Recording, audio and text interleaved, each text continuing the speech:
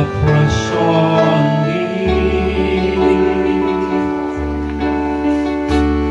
fill me with your power, satisfy my needs. Come, Holy Spirit. Come, Holy Spirit. All oppression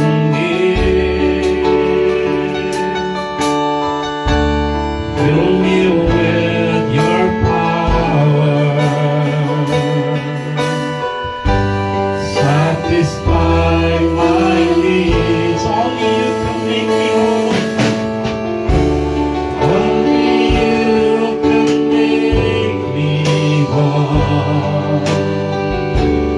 Satisfy and make me grow. Come, Holy Spirit. Come,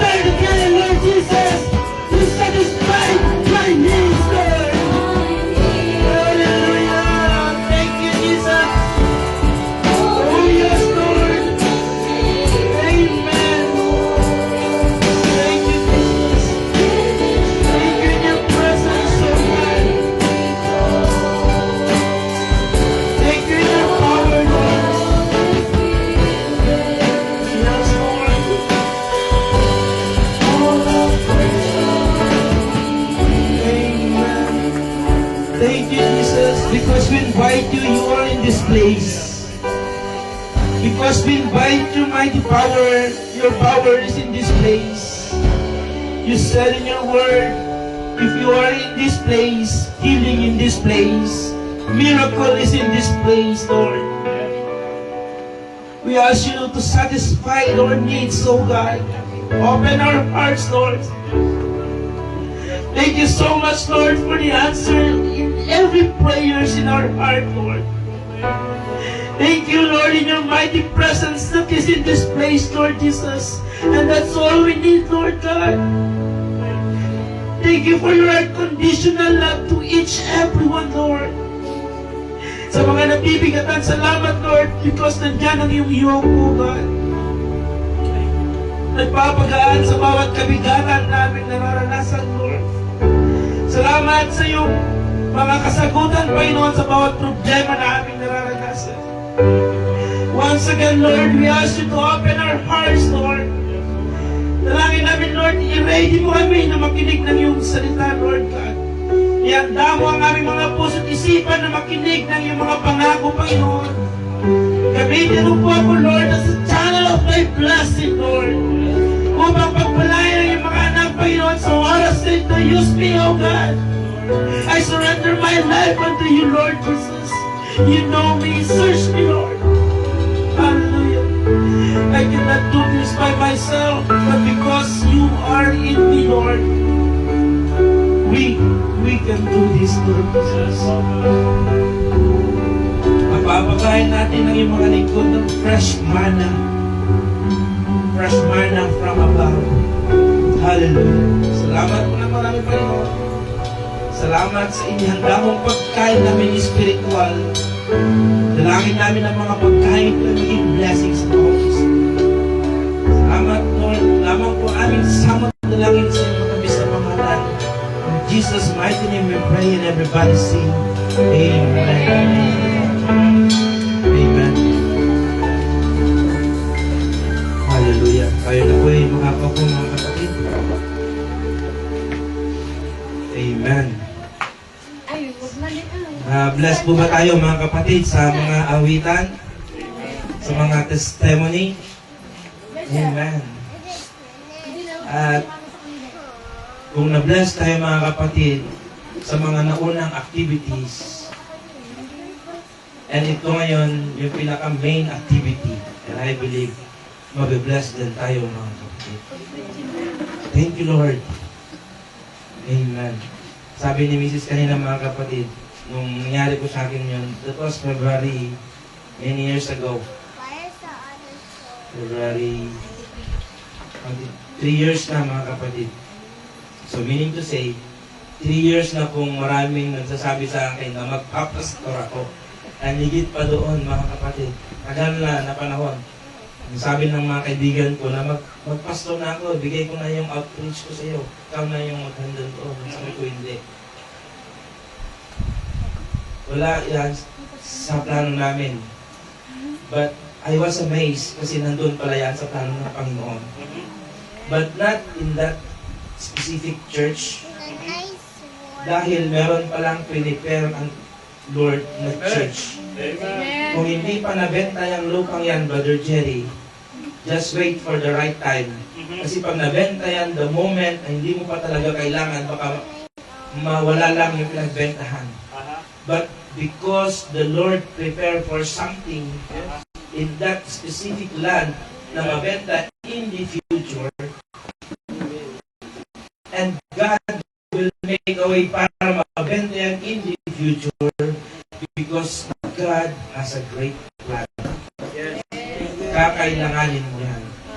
So, I believe na sa panahon na yon mga kapatid, hindi yun yung naka-decide para sa atin. Dahil meron palang inihanda ang Diyos para sa atin. Babalik pala tayo dito sa home church natin mga kapatid. At ito yung flock na ibinigay sa atin ng ating Panginoon. Yes, if we are in the midst of trials, we don't know yet the answer. Di pa natin alam yung purpose. And someday pala, pagkatapos ng lahat ng ito, makikita mo yung layunin mga kapatid. Amen. So, kumusta na po kayo? Yung problema niya, hindi pa natatapos. Problema na yan, masusolve. Dahil inilapit mo sa ating Panginoon. Amen. As you notice mga kapatid, di ba? Sunod-sunod yung problema na dumarating. Alam nyo, kung meron nga lang sana tayong secretary dyan, James 1:12, pinagpala ang taong nananatiling tapat sa kabila ng pagsubok. Sapagkat matapos niyang malampasan ng pagsubok, tatanggap siya ng gantimpalang ng buhay na ipinangako ng Panginoon sa mga umiibig sa Kanya. So, mapalad daw tayo mga kapatid na dumadaan sa mga pagsubok. Sapagkat pag nalampasan mo yan, tatanggap tayo ng gantimpala. Blessed you are. Sino yung may pagsubok dyan? Taas yung kamay. Amen. Yung mga hindi nagtaas ng kamay, walang pagsubok. Mamaya, kayo niya. Diba? So, joke lang. Nasa Lord naman yan, mga kapatid. Joke lang yun. Mamaya, hindi nyo ba yung bibigay sa atin? So, nagtaas na lang ako ng kamay. Total, may pagsubok naman ako. So, ayun. So, mapalad tayo mga kapatid na merong pagsubok. That is according to the Bible. Amen. So, nung last Sunday, yung topic natin is trials with a purpose. And salamat sa bahay nila Inang Banji sapagkat nakapagdaos po tayo doon ng Bible study natin. na-spread natin yung God's love na remind sa atin yung pag-ibig ng ating Panginoon muli. So, nung last Sunday, trials with a purpose. Ngayon, God is faithful. Amen. Alam niyo ba mga kapatid, God is faithful? Ang Panginoon ay tapat. Amen. Di ba? Napakasarap pakinggan na meron tayong Diyos na tapat. Sabi niyo dito, God's faithfulness is His unwavering reliability and promise-keeping nature. Ang katapatan daw ng Diyos, mga kapatid, ay hindi daw may kukumpara sa kahit ano. At reliable, tumpak, mga kapatid. And that is a promise keeper. Once na yung Lord nag-promise sa atin, susundin niya, mga kapatid. Unlike sa atin, sometimes, okay Lord, promise ko na maglilingkod ako. Hindi ako a-absent.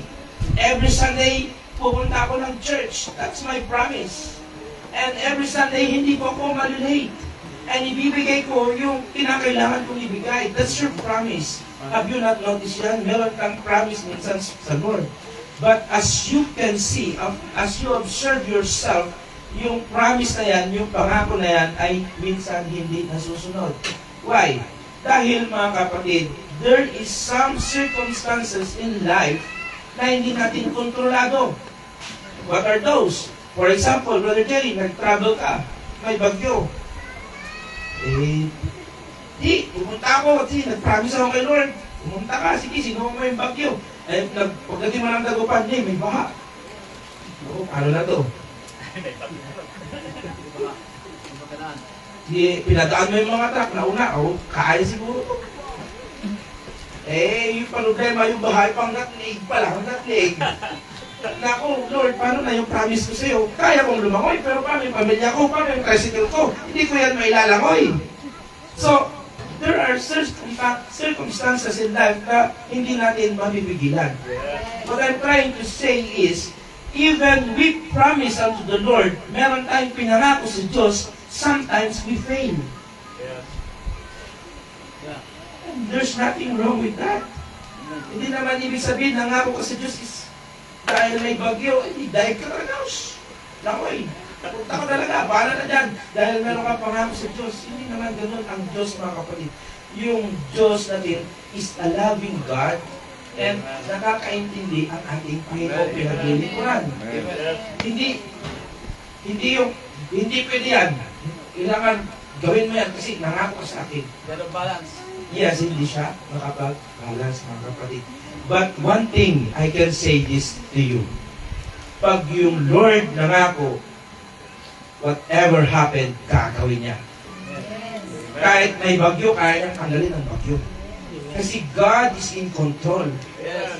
Because God is a powerful God, mga kapatid. So, kaya niyang gawin yan. Yung hindi mo kayang gawin yan ng Diyos, mga kapatid. Kaya pag nangako ang Diyos, gagawin niya, mga kapatid. Amen. It remains, He never changes, forget, or fails. Hindi lang nito nakakalimutan. At hindi yun nagbabago, mga kapatid, yung pangako ng ating Panginoon. And one thing, He never fails. Not just as human, we fail sometimes.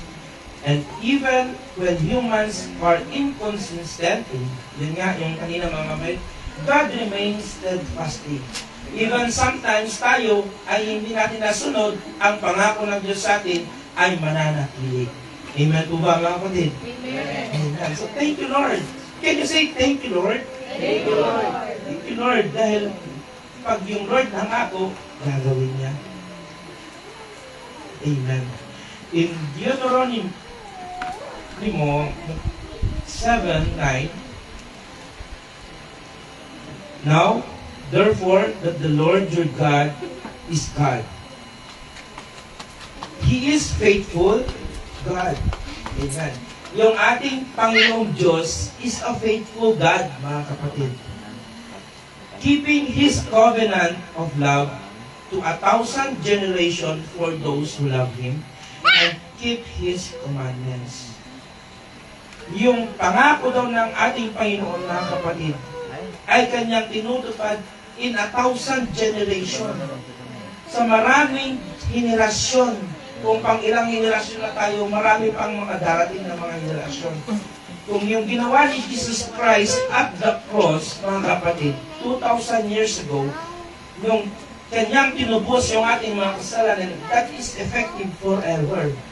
In the past, in the present, and even in the future.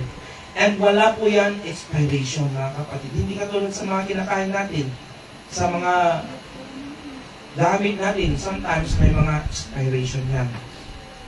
Kaya pakatandaan ninyo, si Yahweh na inyong Diyos ay Diyos at siya ay Diyos na hindi marunong sumira sa pangako. Tapat siya sa lahat ng umiibig sa Kanya at susunod sa Kanyang mga tuntunin. Ipinadarama niya ang Kanyang pagmamahal hanggang sa ika-1,000 salinlahi. That is our God, our faithful God, our loving God, mga kapatid. Amen.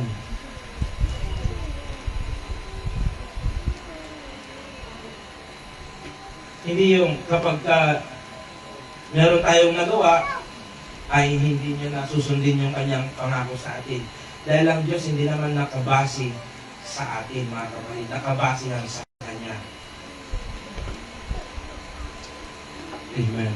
Numbers 23:19. God is not human that He should lie, nor a human being that He should change His mind. Does He speak and then not act? Does He promise and not fulfill? Ang Diyos daw ay hindi katulad natin. Di ba? Minsan, meron tayong mga pinapangako sa mga mahal natin sa buhay or even sa ating mga friends or sa mga tao na nakapalibot sa akin, and sometimes it fail. Sometimes we promise and hindi niya nasusunod, mga kapatid. Pero yung Lord na pinaglilingkuran natin, lahat ng pangako niya sa atin ay sinusunod niya. Amen. Okay po ba kayo, mga kapatid? Ang Diyos ay hindi tao na nagsisinungaling. Tayo kasi nagsisinungaling tayo. O magbabago ng kanyang isip. Nagsasabi ba siya ng hindi niya ginagawa? Nangangako ba siya ng hindi niya ginagawa? Never po. Never po siyang nagsasabi ng hindi niya naman ginagawa. Even sometimes that is impossible sa atin, but sa Lord that is possible. Mga kapatid, yung isang agila, yung kanyang anak, yung sisiw na agila, kailangan niyang lumipad, kailangan niyang i-push yan sa labas. Dahil hindi siya pwedeng mag-stay sa nest, which is doon sa nest, wala siyang problema. Can you imagine yung isang baby na agil-ina, kayo ba ang tawag doon? Ano ba yung kailangan niya para siya ay mabuhay? Di ba? Pagkain. There's nothing to worry about the food. Dadalhan siya ng nanay niya, mga kapatid. Bibigyan siya ng nanay niya, ng tatay niya, hindi siya papabayaan. Pero pag dumating yung time na kailangan niya nang lumabas doon, even sometimes, bakit mo ako tinutulak, mother? Bakit mo ako tinutulak, tatay? Pag nalaglag ako, hindi ko alam yung gagawin ko. Bakit mo ako binibigyan ng pagsubok, Lord? Bata pa ako. Pag yan yung pagsubok na ibibigay mo sa akin, no? Baka hindi ko kayanin. Bakit mo ako tinutulak? Yun pala, mga kapatid, kailangan siyang i-push ng mother eagle para siya ay malaglag doon sa may nest para masubukan niya kung paano lumipad. Para lumipad siya at para siya ay maging mas malaya. Para masubukan niya, magawa niya yung gusto niyang gawin. At siya ay makalipad, mga kapatid. Amen. So pag yung Diyos nagsabi, gagawin niya. Okay ba kayo doon, mga kapatid? O ayaw niyo? Amen. Your love, Lord, reaches to the heaven, and your faithfulness to the sky. Alam mo, napakaraming mga promises yung Lord sa atin. Kaya wala tayong reason para mag-give up kahit napakarami yung problema natin. Ang wagas na pag-ibig mo, O Yahweh, ay walang hanggan. At ang iyong katapatan ay abot pa sa kalangitan. Diba? Yung katapatan ng Diyos, sobrang lawak, mga kapatid. Hindi katulad yung katapatan natin, minsan mayroong hangganan. Pero yung katapatan ng Diyos, limitless, ika nga. Walang hanggan, mga kapatid. Yan yung mga promises ng ating Panginoon. Ilang slide ba ito? 8 slides. Amen. 1 Corinthians 10:13. No temptation has overtaken you, except such as is common to man. But God is faithful, who will allow you to be tempted beyond what you are able. But with the temptation will also make the way of escape, that you may be able to bear.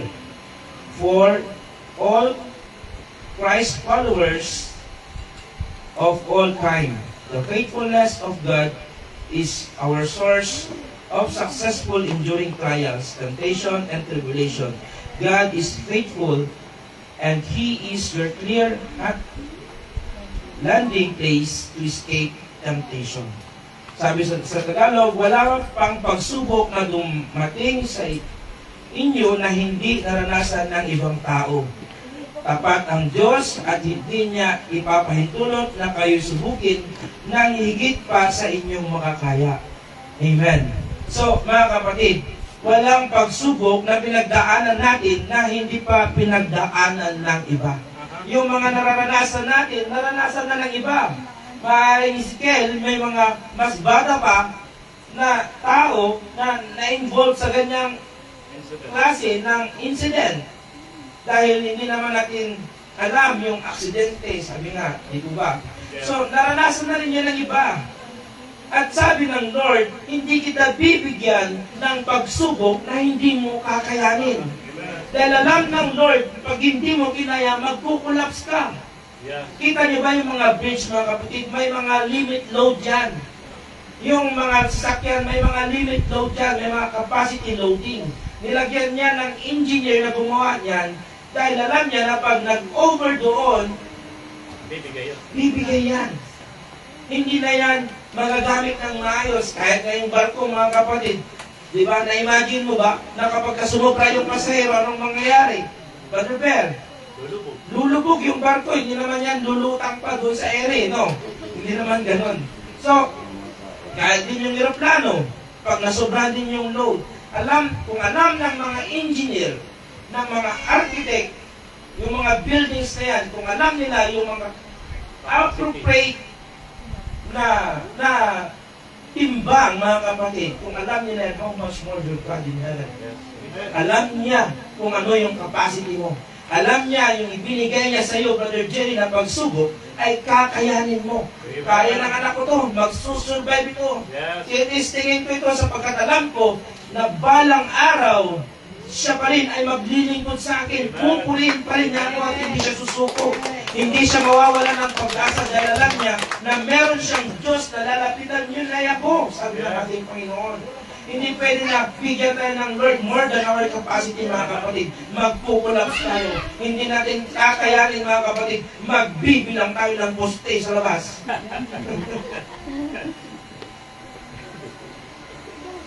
But because God love us, hindi niya tayo hahayaan ng ito sa ganyan, mga kapatid.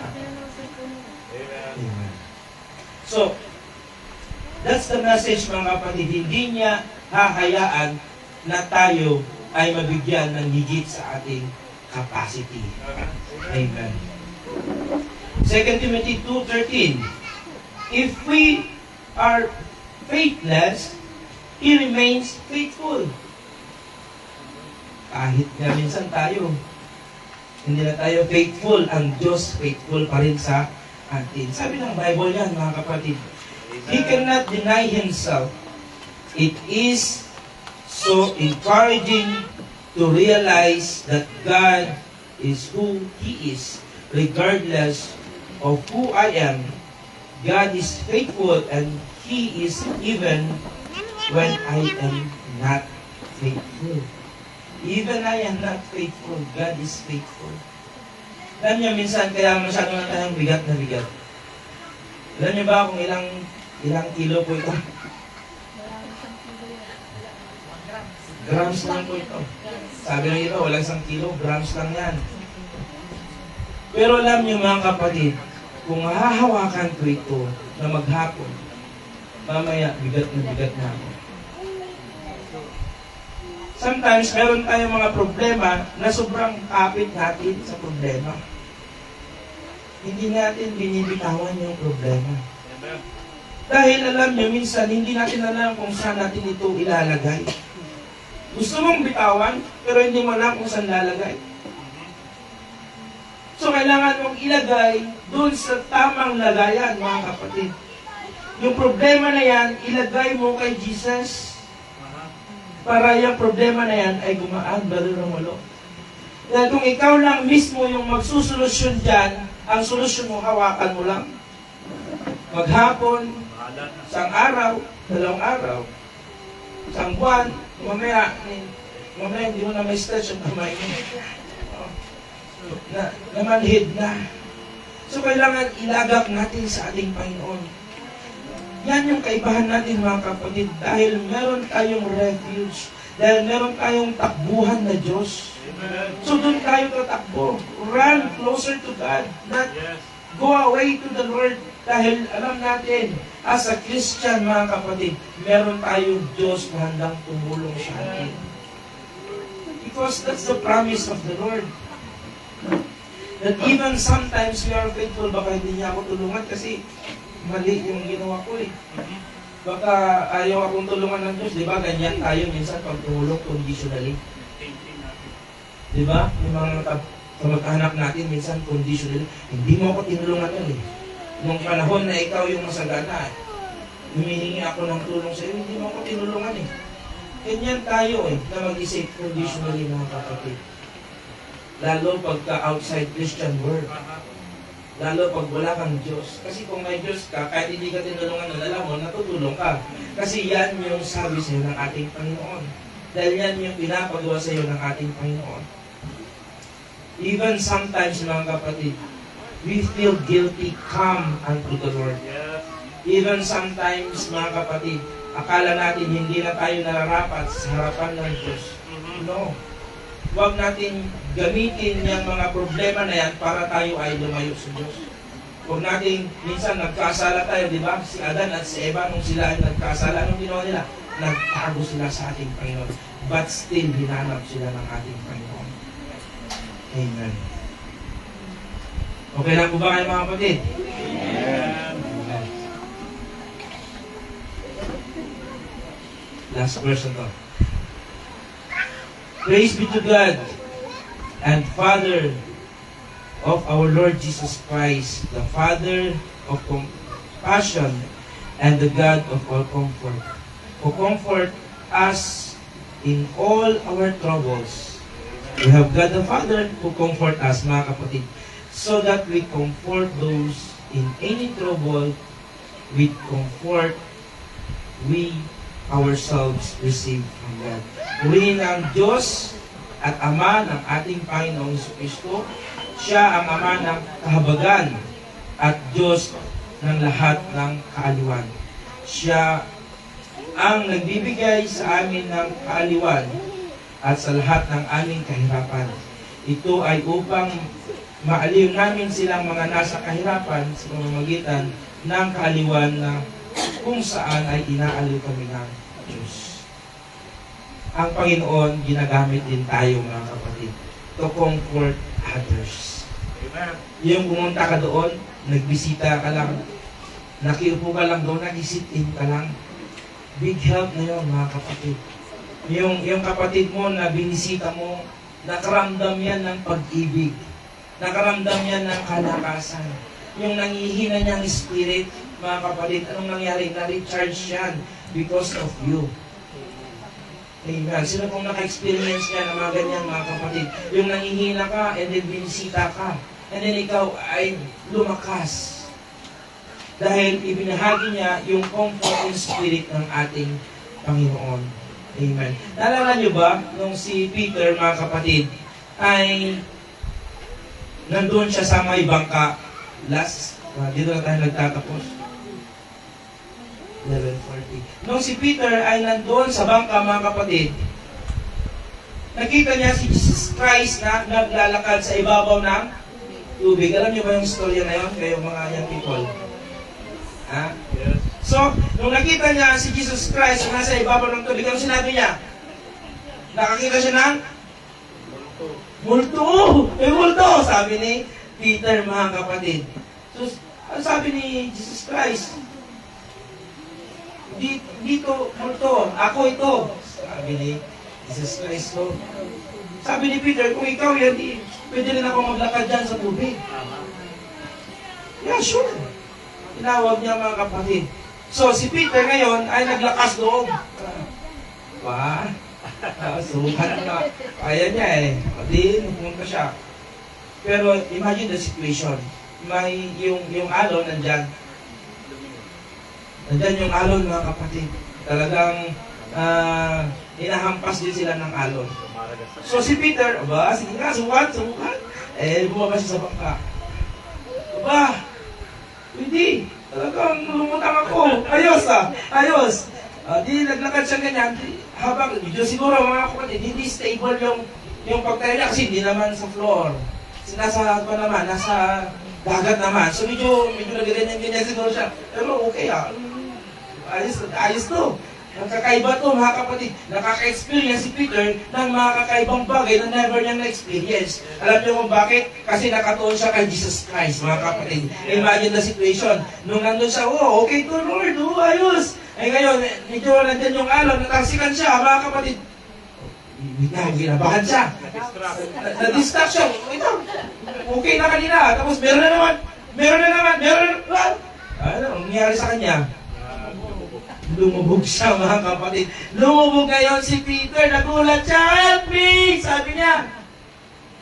Anong ginawa ng Diyos? Bahala ka dyan. Ikaw kasi. Kung ano-anong tinitignan mo Masyado kang nakafocus sa pagsubok ng buhay mo. Masyado kang nakafocus sa distraction ng buhay mo. Dapat, ito yung lesson learned, mag-focus ka lang sa akin. Looking unto Jesus. Amen. Look straight unto Jesus, mga kapatid. Huwag yung hayaan mo yung mga problema na yan, come and go lang yan. Hayaan mo yung mga bagyo na yan, come and go lang yan. Darating at lilipas din yan, mga kapatid. Hallelujah. Salamat sa Panginoon sa kanyang mga pagpapaalala sa bawat isa sa atin. God bless everyone. Thank you, Jesus. Amen. Natawag mo na si Emmanuel.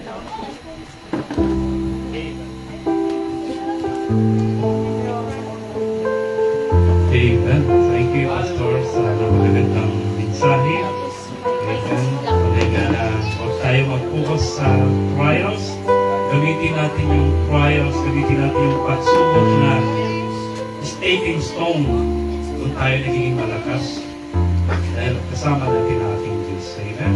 So, tawagan ko Sister Lexa habang pupunin natin ang tithes sa lottery.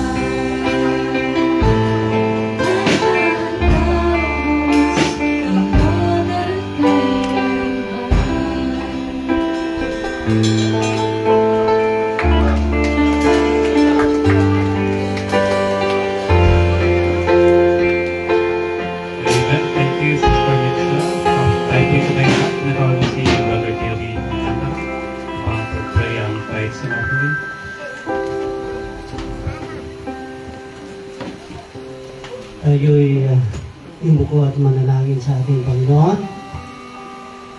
Ama naming Diyos na makapangyarihan sa lahat, kami po'y nagpapasalamat, nagpupuri sa iyo, Panginoon. Sumasamba sa iyo, Panginoon, sa Espiritu at katotohanan. Salamat po, Panginoon, sa umagang ito na pinagkaloob pong mensahe sa aming Panginoon. Sana maisilid namin sa aming puso't isipan, Panginoon. Ito po'y maging gabay sa aming paglalakbay sa mundong ibabaw, Panginoon.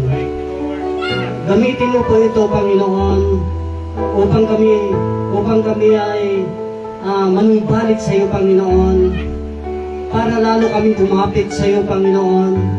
Lord, salamat po ng marami. Gamitin mo patuloy ang aming butihing pastor. Ikaw po sana ang patuloy na magbigay ng mensahe sa huling kapanahunan, Panginoon. Salamat, Panginoon, maging ang naibigay ng inyong mga anak, Panginoon, na tithes and offering, love offering, Panginoon. Ikaw po sana ang mag-multiply. Ikaw po sana ang magbahagi, Panginoon. Ikaw po sana, gamitin mo po ito, Panginoon, sa ubasan para ito lumago, Panginoon. Salamat, Panginoon, sa umagang ito. Sa mga hindi nakapagbigay, Panginoon, abutin mo po ang kanilang pangailangan, Panginoon. Bigyan mo po sila ng kalakasan para makahanap ng trabaho, Panginoon. Lord, sa umagang ito, Panginoon, dalangin ko rin, Panginoon, ang aming pagsasalusaluhan sa umagang ito, sa hapong ito, Panginoon, ang aming pagkain ng aming katawang pisikal, Panginoon. Basbasan mo po ito at bendisyonan, Panginoon, para patuloy mo pong gamitin sa aming katawang pisikal, Panginoon. Maraming salamat. At Lord, binabalik po namin ang pagpapala, biyaya na ibinigay mo sa umagang ito. Thank you, Lord. In the name of the Lord Jesus Christ we pray. Amen. Palapakan natin ang ating Panginoon. Thank you, Lord. Manatili tayo sa tayo. Gawin natin yung Be With You.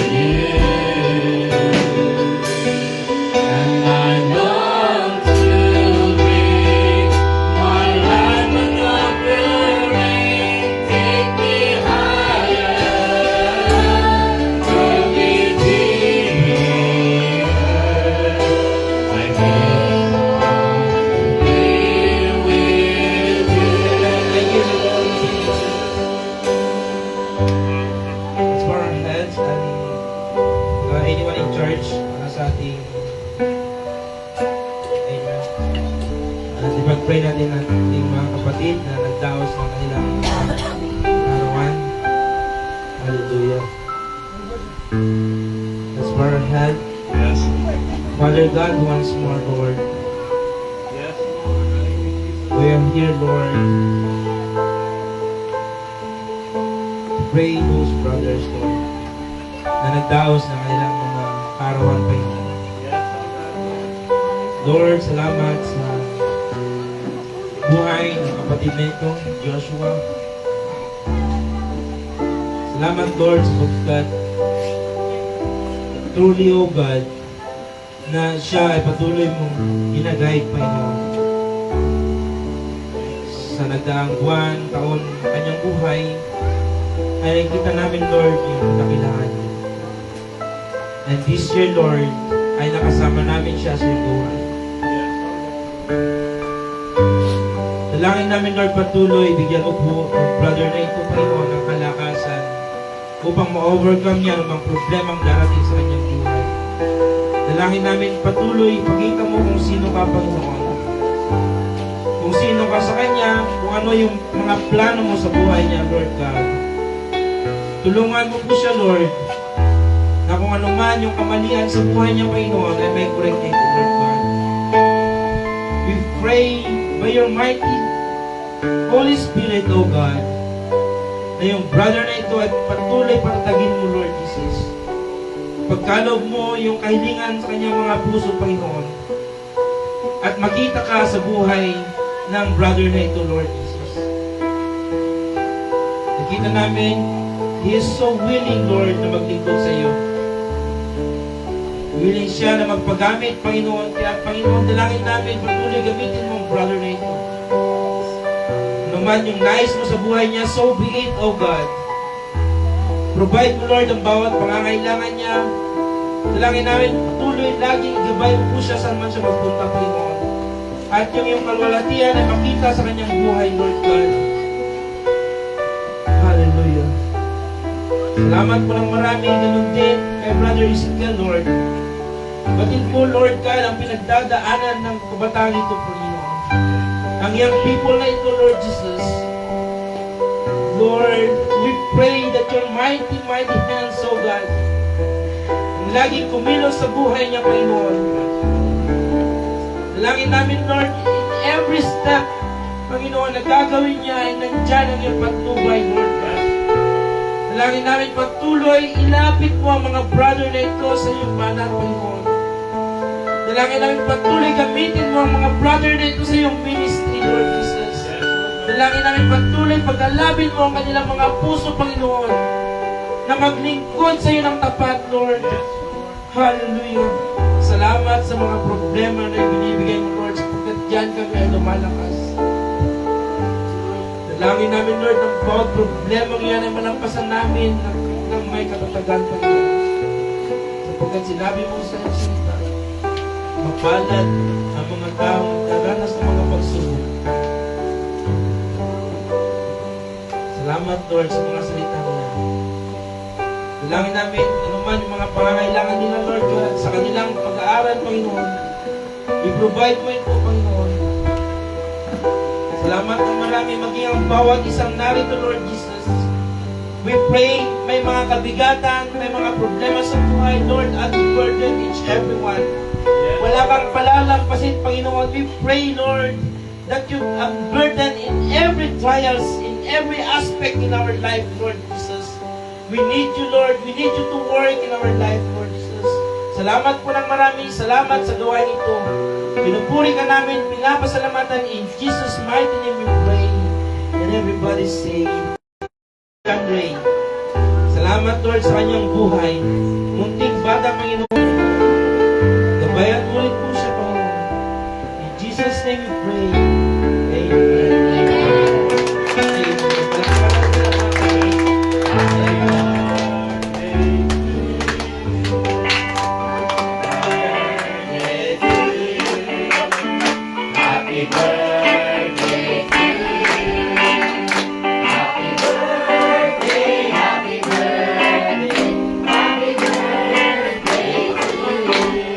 Salamat